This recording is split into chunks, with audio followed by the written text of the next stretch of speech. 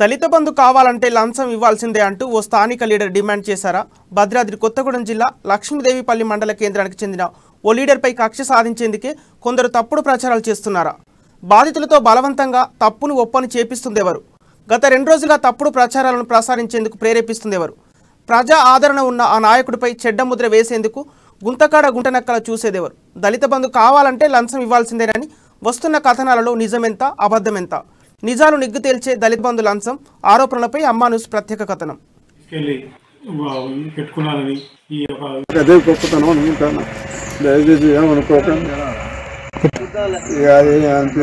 చెప్పు పేరు చెప్పేం కాదు. కుట్టి వెంకటేశ్వర అని లంచాలు లక్షలు ఇవ్వని చదవకుండా తక్కువ చెప్పేయండి.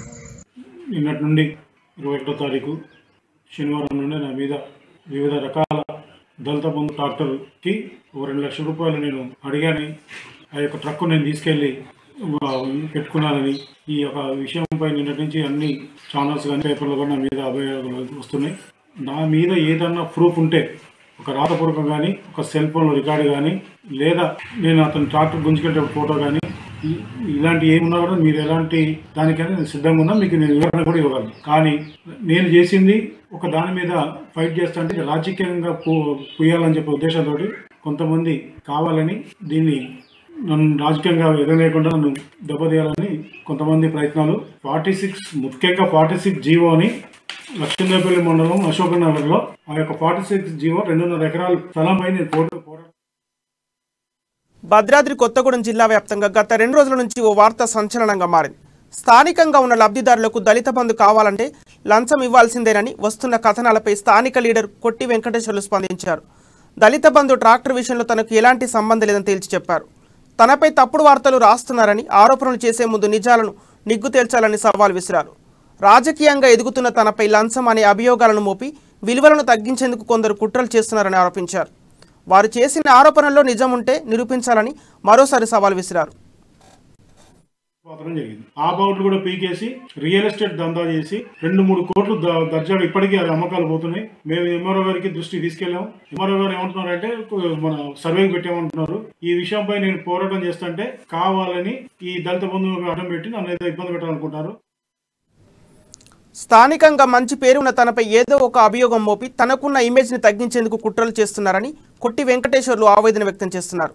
అయితే గత 2 రోజుల నుంచి సోషల్ మీడియా, పలు మీడియా సంస్థల్లో దళిత బంధు కావాలంటే లంచం ఇవ్వాల్సిందేననే వార్త చక్కర్లు కొడుతోంది. దీంతో ఆయనపై వస్తున్న ఆరోపణలు తిప్పికొట్టేందుకు అమ్మా న్యూస్ ఛానల్ను ఆశ్రయించారు. నిజాలను నిర్భయంగా, అబద్ధాలను అద్దం పట్టేలా ఎప్పుడు ఖచ్చితమైన కథనాలను ప్రచారం చేయడం అమ్మా న్యూస్ వంతు. అందుకనే బాధితుడు అమ్మా న్యూస్ ప్రతినిధిని సంప్రదించారు. అయితే అమ్మా న్యూస్ ప్రతినిధి చేసిన పరిశోధనలు నివ్వరపోయే నిజాలు వెలుగులోకి వచ్చాయి. బాధితులకు కూడా భయపట్టించి మరి అబద్ధాలను నిజంగా మలిచే ప్రయత్నం చేస్తున్నట్టు తెలుస్తోంది. అతను ఇప్పుడు చెప్పేది మీకు ఆ ప్రూఫ్స్ అని మీకు ఇప్పిస్తా. కాబట్టి దయచేసి దీన్ని రాజకీయంగా నన్ను ఎదగకుండా రాజకీయంగా దెబ్బతీయాలని తప్పితే దళిత బంధు విషయం నాకు తెలియదు. ఇంకా తనపై వస్తున్న అభియోగంపై అమ్మా న్యూస్తో బాధితుడు మొరపెట్టుకున్నారు. అసలు నిజాలు వస్తే భద్రాద్రి కొత్తగూడెం జిల్లా లక్ష్మీదేవిపల్లి మండలం ప్రశాంతి నగర్లో 2.5 ఎకరాల ప్రభుత్వ భూమి అన్యక్రాంతం కావద్దని ఆరోపణలు ఎదుర్కొంటున్న కొట్టి వెంకటేశ్వర్లు కోర్టులో పోరాటం చేస్తున్నారు. అయితే దీన్ని జీర్ణించుకోలేని స్థానికంగా ఉన్న కొందరు నేతలు ఎలాగైనా అడ్డు తొలగించుకోవాలనే నేపథ్యంలో ఇలాంటి తప్పుడు ప్రచారాలను చేస్తున్నారని వాపోయారు. తనపై వస్తున్న అభియోగాలకు సంబంధించి రాతపూర్వకంగా కానీ రికార్డు పరంగా కానీ ఎలాంటి ఆధారాలు ఉన్నా నిరూపిస్తే ఎలాంటి చర్యలు తీసుకున్నా సిద్ధంగా ఉన్నానని ధీమా వ్యక్తం చేశారు. విషయంపై నిన్నటి నుంచి అన్ని ఛానల్స్ కానీ పేపర్లు కానీ నా మీద అభియోగాలు. లక్ష్మీదేవిపల్లి మండలం ప్రశాంతి నగర్లో జీవో 46 ప్రభుత్వ భూమి 2.5 ఎకరాల స్థలం కోసం ప్రభుత్వ భూమి అన్యక్రాంతం కావద్దని అప్పటి ఎమ్మెల్యే జలగం వెంకట్రావు దృష్టికి తీసుకెళ్లగా అట్టి ప్రభుత్వ భూమిలో ఇది ప్రభుత్వ భూమి అని బోర్డులు పెట్టించారని సూచించినట్లు ఆయన తెలిపారు. ఈ నేపథ్యంలో ప్రస్తుత ఎమ్మెల్యే వనమా వెంకటేశ్వరరావు సైతం ప్రభుత్వ భూమి అన్యక్రాంతం కావద్దని సూచించినట్లు గుర్తు చేశారు. అయితే ఈ భూముల్లో ఉన్న బోర్డులను తొలగించి కొందరు రియల్ ఎస్టేట్ దందా చేస్తున్నారని, దానికోసం పోరాటం చేస్తున్న తనపై ఇలాంటి నిందలు వేస్తున్నారని క్లారిటీ ఇచ్చారు.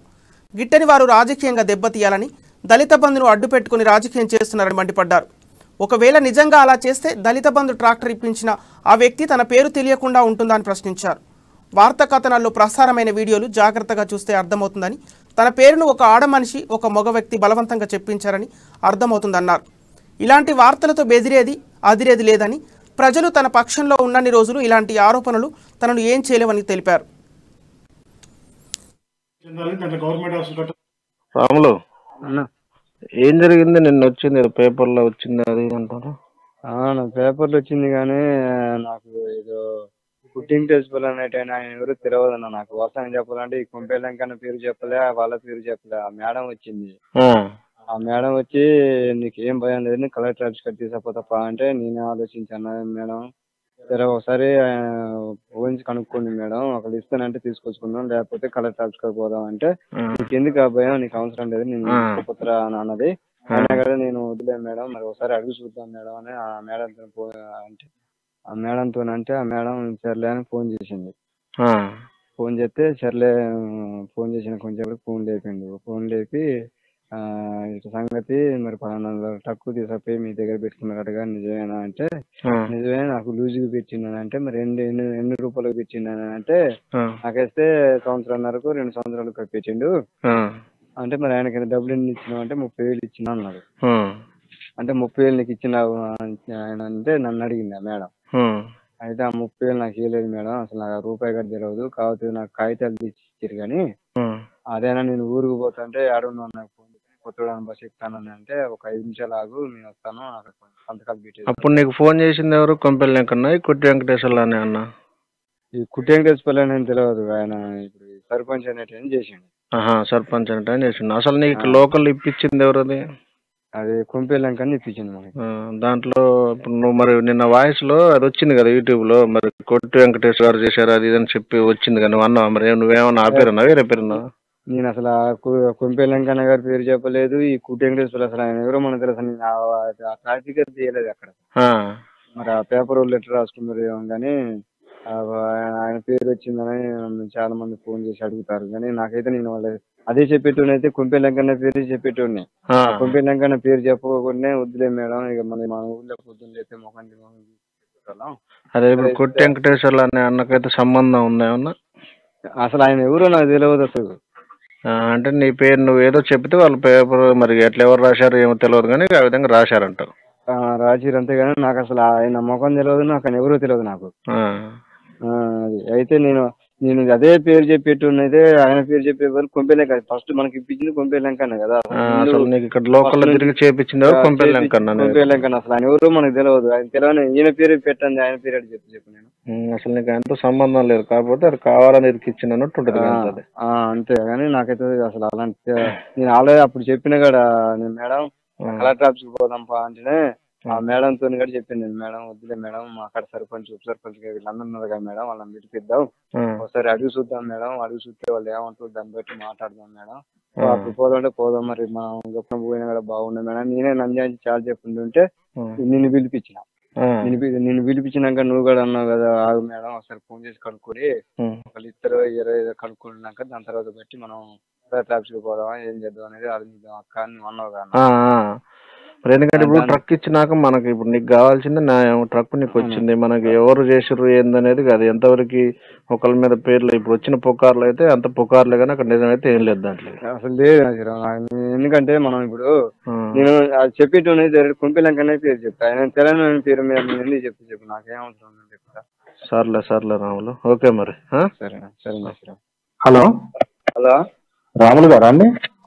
అవునండి అన్న, నమస్తే అండి. ఎక్కడిని చెప్పన్నా ఈ ట్రాక్టర్ కోసం తెలిసింది నిజమేనా అన్న? ఈ పేపర్లలో వచ్చింది కొంచెం డీటెయిల్స్ చెప్తావా అన్న?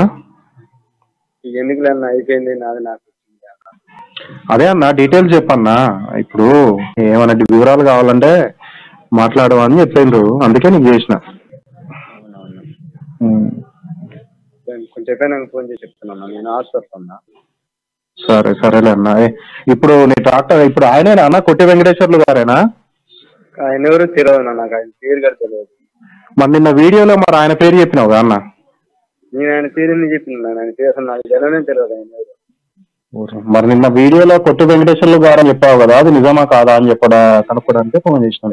లేదన్న అసలు ఆయన ఎవరు నాకు తెలియనే తెలియదు, నేను ఆయన పేరు ఎట్లా చెప్పాను. నువ్వు వీడియోలో నువ్వేగా చెప్పింది, ఎవరైనా చెప్పమన్నారా నీకు అట్లా? లేదన్నా, నేను ఎందుకు చెప్పినా, నాకు తెలియదు ఆయన ఎవరో, నాకు తెలియదు. నాకు మంచి మా ఊరు అయినా ద్వారా నాకు ఇది వచ్చిందని చెప్పి. నీకు ట్రాక్టర్ ఇప్పించింది ఎవరన్నా? కుంపేరు లెంకన్నని. అప్లికేషన్ పెట్టింది ఎవరు? ఆయనే పెట్టించిందన్న. మనకి ఇక మిగతా వాళ్ళు ఎవరు మనకు తెలియదు. అది మనకి ఎవరు కాంట్రాక్ట్ కాలేదు. ఆయన వచ్చి ఆయనే మాట్లాడింది, ఆయనే మనకు వచ్చేదాన్ని తీసుకుంది. ఆయన వేరే మనం కలవలేదు, మన వాళ్ళు ఎవరు మనకు. అదే నువ్వు వీడియోలో అన్నావు కదా, నిజమా కాదా అని కనుక్కోవడానికి ఫోన్ చేసిన. నేను చెప్పలేదన్నా. ఇప్పుడు ఈయన తెలుసా అన్న మీకు? కొట్ట వెంకటేశ్వర్లు తెలియదన్న, అసలు ఆయన ఎవరు నాకు తెలియదు. సరే సరే అన్న, ఓకే.